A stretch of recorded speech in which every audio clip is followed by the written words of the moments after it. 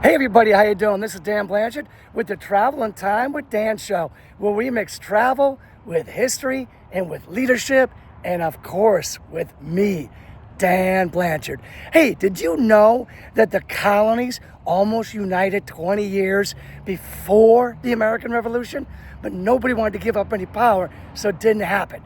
Today, I am in Albany, New York at the Albany Capitol building, right? And today I'm going to talk to you about the Albany Plan at this beautiful, Benjamin Franklin was at this beautiful building built in finished in 1899 for $25 million, making it the most expensive government building in the United States during that era. Today, of course, it's a historic landmark, and I'm going to talk about Ben Franklin was here. I think about how Teddy Roosevelt spent a lot of time here, and it's just a beautiful, beautiful building.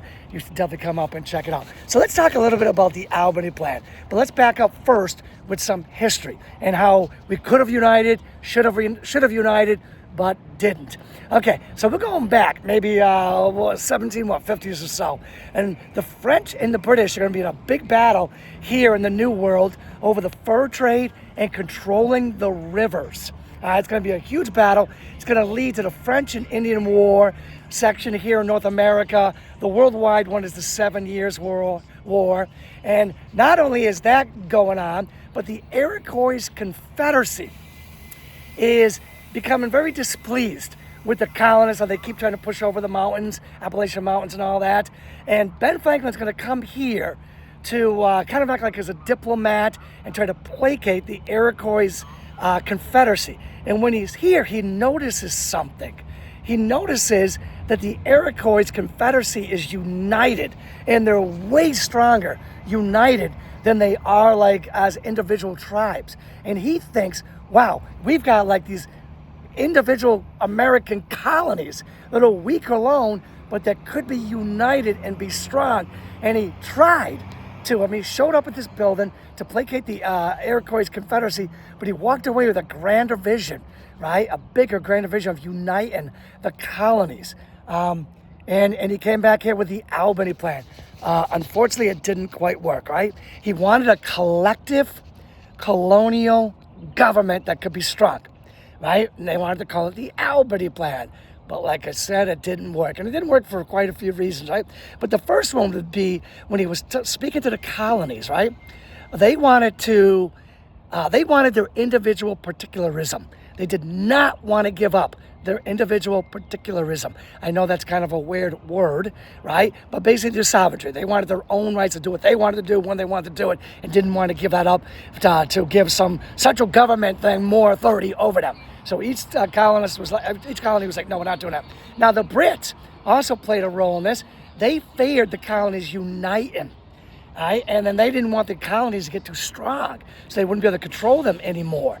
So the Albany Plan failed because the colonies and the British didn't want it, for separate reasons, but didn't want it, okay? Now, this failure is going to lead to England needing to take the lead in the French and Indian War and causing England to go into a lot of debt because they're also fighting all over the world in the 7 Years' War. Some people call it the World War Zero, all right?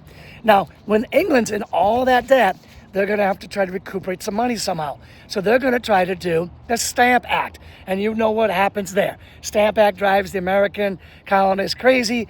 No taxation without representation. The English are shaking their heads going, I don't get it. We went into debt to protect the Americans, right? You guys didn't unite and protect yourselves. We had to protect you guys. So now we need to get paid for it. But the colonists were like, no taxation without representation. No Stamp Act. Right? And you know that's going to lead to the American Revolutionary War. And during that American Revolutionary War, you know what's going to happen there, right? We're going to win. But let me back up a little bit. One of the things that Ben Franklin tried to do was he made this a political cartoon called Join or Die. It was a snake. It was in 1754. It's cut in like a bunch of different pieces. The head of it was like a bigger section. That was New England. And the old story about that mythical snake was that if it was rejoined back together by sunset, it could all be one and powerful, right? So this is what he was trying to do. It was probably America's first political cartoon, right? And you didn't have to know how to read to kind of get what it meant. So this was supposed to be very effective, and it was to a degree effective, but it still didn't put the colonists together, right? That's going to take the Revolutionary War to actually put them together. So now, but the Albany Plan, I want you to know, the Albany Plan was basically an early blueprint for federal government, and some of it was taken from the Iroquois Confederacy, right? But what's a federal government? Federal government is each state has their state government, and then you have a more powerful federal government. That's what a federal government is. That's what the Albany Plan was all about.